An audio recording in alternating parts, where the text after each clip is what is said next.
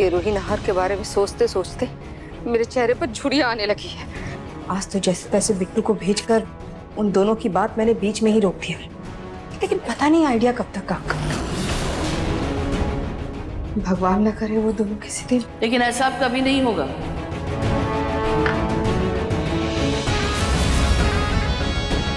क्योंकि वो दोनों बहुत जल्दी एक दूसरे से दूर होने वाले हैं।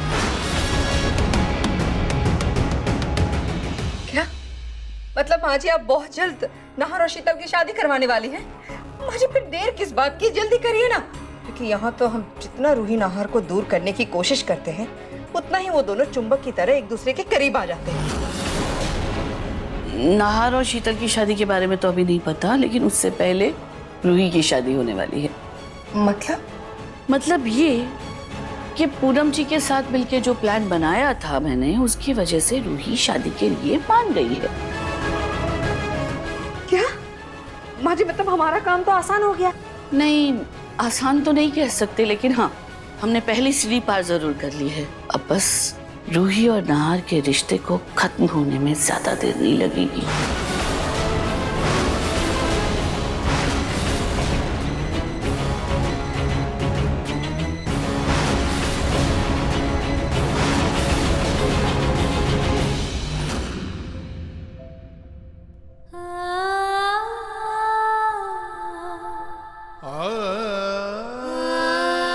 मम्मी, आज मैंने दादी से इतना बड़ा वादा तो कर दिया, लेकिन उसे निभाऊंगी कैसे? आप ही बताइए, मैं किसी और से शादी करके कैसे अपना घर बसा सकती हूँ? बेटा, ऐसे जिंदगी के सफर में आगे नहीं बढ़ा जाता अकेले। जिंदगी जीने के लिए, जिंदगी में आगे बढ़ने के लिए हम सफर चाहिए होगा। बेटा, इससे पहले कि मेरी आंखें बंद हो जाए, मैं चाहती हूँ कि तू अपना घर दोबारा बसा ले। मुझे लगता है तुझे भी अब आगे बढ़ जाना चाहिए। हाँ बेटा। दादी, वादा कर मुझसे कि तू हमारे चुने हुए लड़के से शादी करेगी, अपनी जिंदगी में आगे बढ़ेगी। बेटा, अपनी दादी की आखिरी इच्छा का मान रखेगी। वादा कर मुझसे। ठीक है दादी, मैं आपसे वादा करती हूँ कि आप जो चाहती है मैं वही करूंगी। मैं अपनी जिंदगी में आगे बढ़ूंगी और दूसरी शादी, जबकि मेरे सब कुछ तो मेरे नाहर जी हैं। नाहर जी के अलावा मैंने कभी किसी और के बारे में सोचा भी नहीं।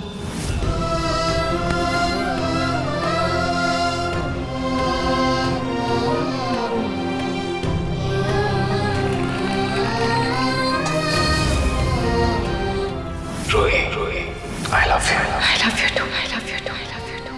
रूही, मुझे ताउम्र हर जन्म सिर्फ तुम्हारा साथ चाहिए। आप देखिएगा, हमारा साथ अंतकाल तक रहेगा।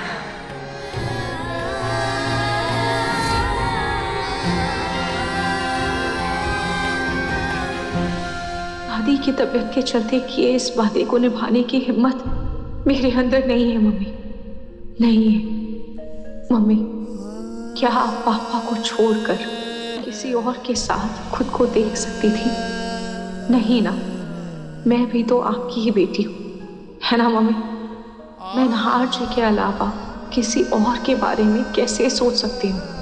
नाहर जी भले ही मेरे साथ जीवन में आगे नहीं बढ़ना चाहते, पर मैं उनके बगैर किसी और के साथ आगे कैसे बढ़ जाऊँ मम्मी?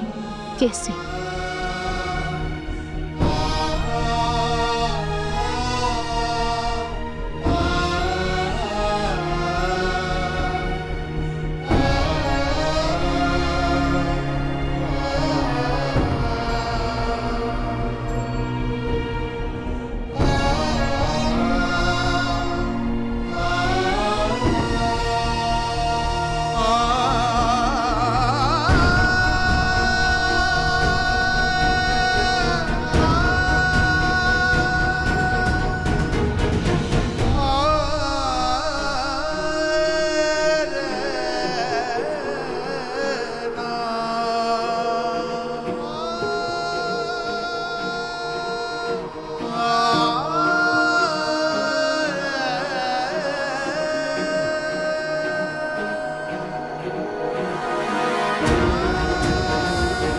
6 महीने बिना इस चेहरे को देखे कैसे जिया हूं ये सिर्फ मुझे पता है, मेरे दिल को पता है।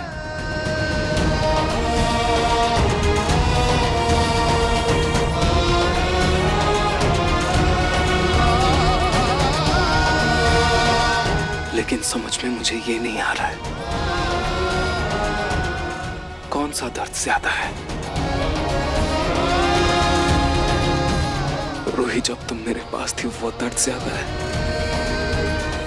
या अब जो मेरे पास होकर भी मेरे साथ नहीं हो वो दर्द ज्यादा है।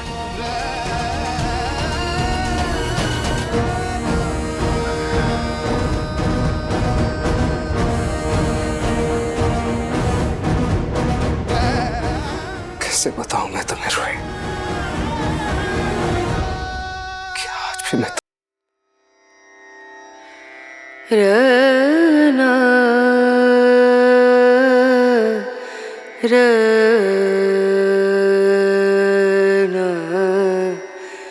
रनू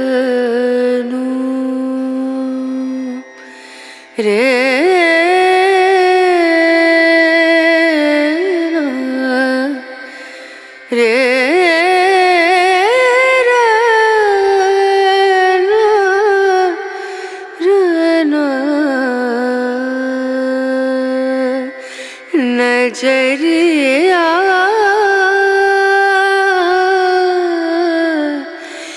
लागे नहीं कहीं ओ नजरिया लागे नहीं कहीं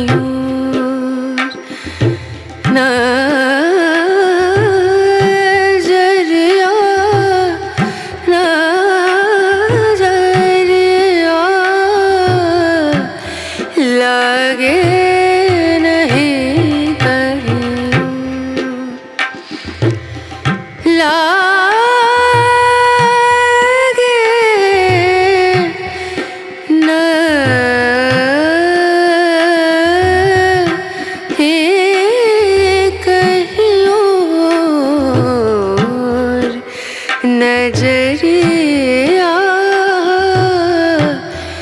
लागे नहीं कहीं ओ नजरिया लागे नहीं कहीं नजरिया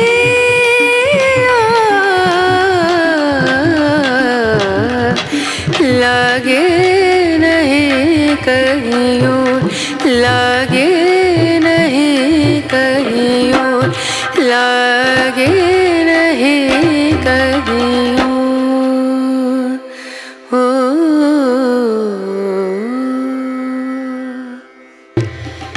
लागे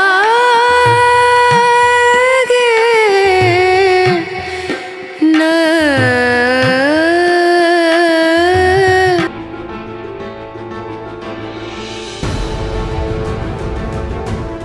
जी आप यहाँ? हाँ, मैं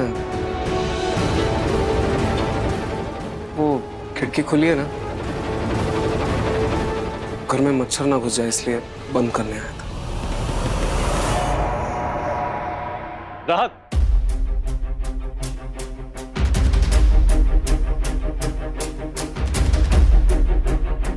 आसपास मैं तुम्हारे रूम में भी गया था पर जब तुम वहां नहीं मिली तो मैं यहाँ आ गया। वैसे तुम इस डायरी में क्या लिख रही थी? रूही के करीब होने के बावजूद भी स्पर्श को रूही की डायरी के बारे में कैसे नहीं पता?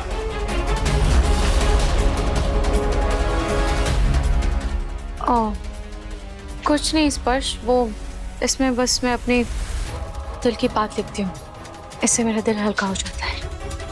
एनीवेज, मुझे तुमसे इन 2-3 दवाइयों के बारे में पूछना था। देखो ना, इसमें से रात की दवाई कौन सी है मुझे कुछ समझ में नहीं आ रहा। कमाल है, दवाई में कंफ्यूजन है तो प्रिस्क्रिप्शन देख लेना। हर बार कोई ना कोई बहाना लेकर रूही के पास आने की क्या जरूरत है?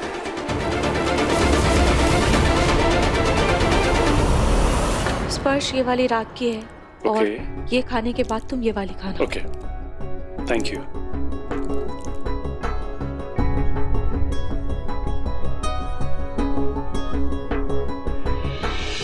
ठीक है? ओके।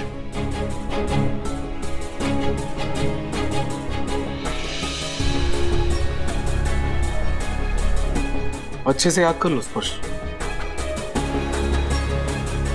वरना तुम फिर से रूही को परेशान करोगे। भूलो मत, रूही हमारी दोस्त है, कोई नर्स नहीं।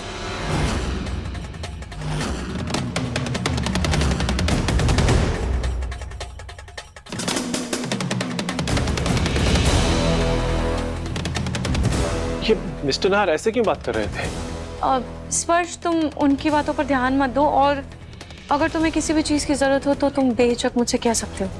Okay, good night. Good night.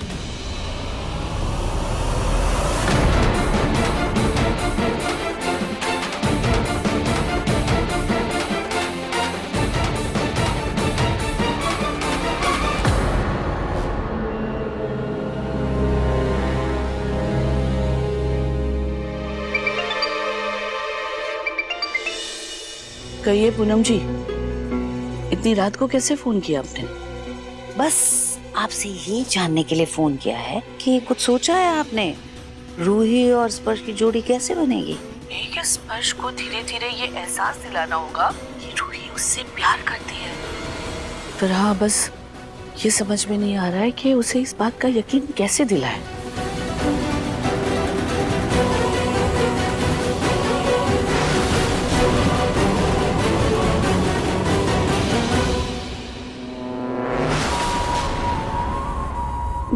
ये रूही इतनी रात को किस चीज की पढ़ाई कर रही है?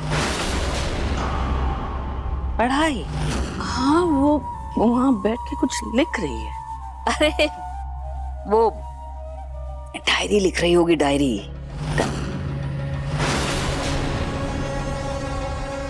समधन जी, एक आइडिया है मेरे पास।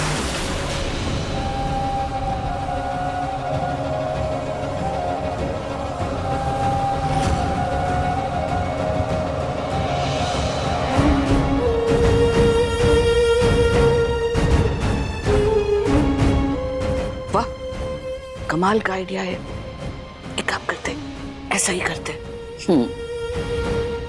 सच में ये पूनम तो बहुत पहुंची हुई चीज है। बस किसी तरह से ये आइडिया काम कर जाए। पूनम,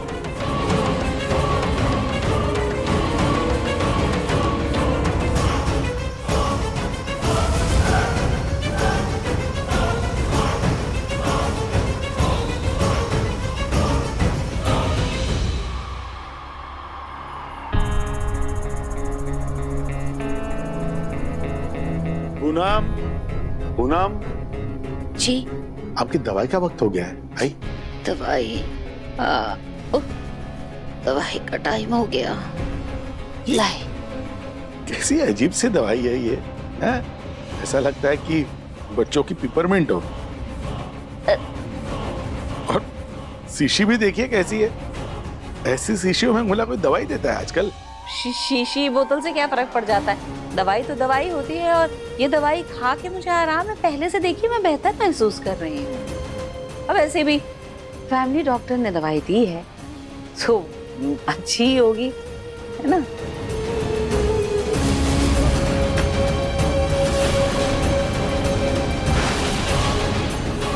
हेलो डॉक्टर रोशी। जी पूनम।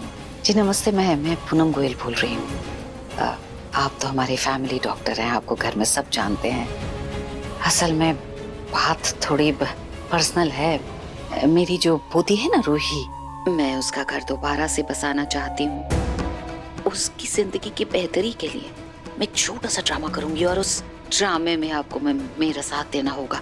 क्या आप कर पाएंगे डॉक्टर ऐसा? कैसा साथ? डॉक्टर,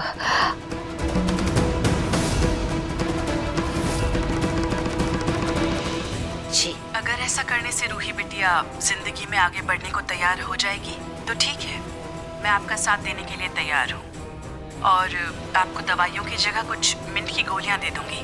जिससे सबको ये नाटक सच लगेगा। Thank you doctor.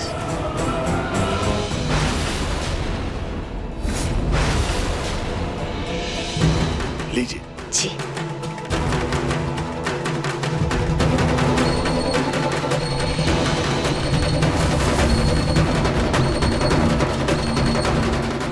चलिए अब आप आराम कीजिए।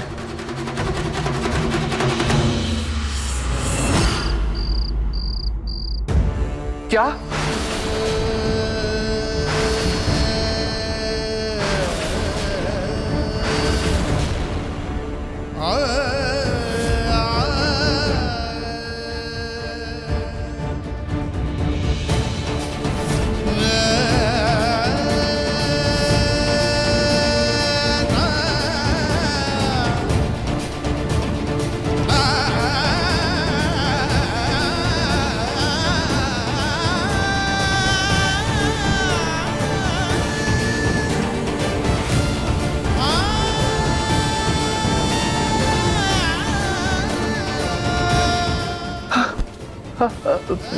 इंस्पेक्टर साहब ये आप क्या बोल रहे हैं?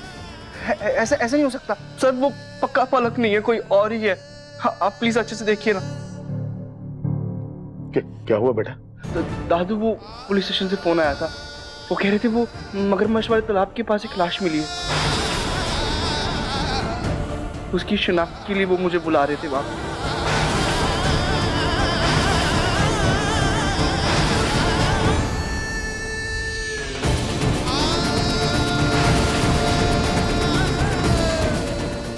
नहीं दादू, वो पलक नहीं है, वो कोई हमारी पलक नहीं हो सकती दादू। हाँ है ना? जरूर पुलिस को कोई गलतफहमी हो गई है ना? लेकिन बेटा हमें एक बार जाके शिनाख्त को करनी पड़ेगी ना। लेकिन दादू पलक नहीं है वो। हाँ, लेकिन एक बार तसल्ली तो कर लेते हैं। के पापा, पिंकू चाय बना दूं दोनों के लिए? बेटा आंसू पोंछ ले। देख, तेरी दादी को टेंशन की वजह से अभी हार्ट अटैक आया था, ऐसे में हम उसे दोबारा परेशान नहीं कर सकते। हाँ?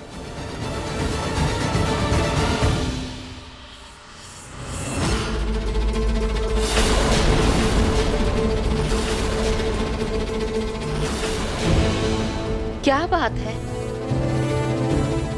आप लोग परेशान लग रहे हो, कुछ हुआ है क्या? अब नहीं, सब ठीक है। अब हमें चाय नहीं पीनी फिलहाल। हाँ, आपके लिए दलिया रखा हुआ है, तो आप खा लीजिएगा। मैं और पिंकू जो है ना, एक काम से थोड़ा बाहर जा रहे हैं, बस कुछ देर में लौटेंगे। जी। चल। ये दादा पोते आखिर इतनी जल्दबाजी में गए तो गए कहाँ? कहीं ऐसा तो नहीं कि इन्हें इस बात का पता चल गया हो कि पलक को तालाब में फेंकवाने के पीछे मेरा हाथ है।